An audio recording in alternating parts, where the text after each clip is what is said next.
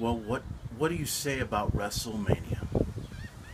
It is truly what it is, the showcase of the immortals. I have been such a huge fan of not just professional wrestling in general, but a fan of Wrestlemania. To me, Wrestlemania is considered in professional wrestling what the Super Bowl is to the NFL. It is considered to me the Super Bowl of professional wrestling. It's been going on for almost 3 years. Well, not 3 years, but 3 decades to be exact. 3 decades of WrestleMania. Well, almost 4 years, or 4 decades to be exact. 30 years of WrestleMania ever since 1985 when this whole thing started. And ever since then, I've been such a huge fan of all the WrestleManias that have taken place, and I've seen all of them. My first one, the first pay per view I've ever had as far as WrestleMania goes, WrestleMania 9 was my first pay per view. WrestleMania 3 was where I became a fan of WrestleMania with Andre the Giant versus Hulk Hogan. And then ever since then, I saw almost every WrestleMania you could possibly think of. Everything from Ultimate Warrior versus Hulk Hogan at WrestleMania 6, champion versus champion, title for title. I even remember the debut of Undertaker when he took on Jimmy Superfly Snuka, and that's when the streak would begin at WrestleMania 7 in Los Angeles, California, which was, even though a lot of people never saw it, he was going to be such a huge hit. Undertaker would. And a few other matches come to mind in my view. Of course, the ever famous Iron Man match, which took place with Bret the Hitman Hart versus Shawn Michaels. The whole thing with the WWE Championship being on the line, and also the evolution of the Attitude Era at WrestleMania 13, Bret Hart versus Stone Cold. And even though Bret Hart had won that match against Stone Cold Steve Austin, he passed out from the pain. I remember that match quite well, and it was like completely over for him. And that night, that time, not Hogan, Austin pretty much was becoming a huge star in the making.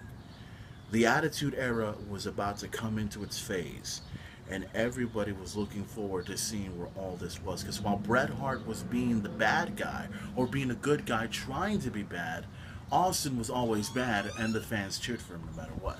And then, of course, it led to WrestleMania 14, where Austin would beat, unquestionably, Mr. WrestleMania, Shawn Michaels, to become WWE Champion. And it was good for him, good for the company, and I love seeing the matches with Austin versus Rock at WrestleMania. WrestleMania, I believe it was 17, WrestleMania 15, and WrestleMania 19. Those were some great matches to watch. WrestleMania's been going on for years. Everyone has their particular favorites. Everyone has that certain WrestleMania moment that they remember, or that certain WrestleMania match that they remembered. I've been a huge fan of it for years. It used to be a 3-hour pay-per-view from WrestleMania 1 all the way to, I believe, WrestleMania 15. And then from 16 all the way down, it's been 4 hours. You can actually see 4 hours of WrestleMania. And now with the WWE Network being taking place, the fans will get an opportunity to not only see WrestleMania in its entirety on the WWE Network, but you can also get a chance to see a lot of the background stories, a lot of the things that were happening. This is kind of like the way the Super Bowl does it, where they would show how all this came about, how these two teams went at it, and here we are at the Super Bowl, and this is how it starts. The same applies to WrestleMania. They're going to obviously put a bunch of storylines to it and make it something interesting for the fans, and make something very, very special out of it. WrestleMania 30 not only being seen on pay-per-view, except for I believe DirecTV and Dish Network are not going to have it. I feel real sorry for both networks because they have no idea how much millions of dollars they're losing. Um, Anyone that has, I think, like Time Warner Cable, they'll have the pay-per-view. The WWE Network, of course, they're going to have the pay-per-view. Everything's going to be set. 30 years of WrestleMania. 3 decades. I was glad to be a part of all those things, and maybe one day, before I die on this earth, I would like the opportunity to be at one WrestleMania.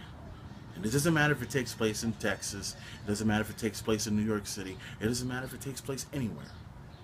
And I'm saying this right now, before the main event dies, I want to go to WrestleMania before I die. That's my biggest dream, in my view. Some people may think, oh, you're ridiculous, you're stupid, you'll never pull this off. I got news for you. I've had a lot of people tell me I can't do this and I can't do that, and I pulled it off. And I'll tell you this. There's a lot of fans that are watching this that said to themselves, one day they're going to be at WrestleMania. And others have said, hey, I've been there. I know what it's like. It's so fucking cool, dude. You got to go check it out. This is not me putting some ridiculous YouTube show. This is me being for real. One day, I am going to WrestleMania. I don't care if I become part of the show. I just want to be a part of WrestleMania.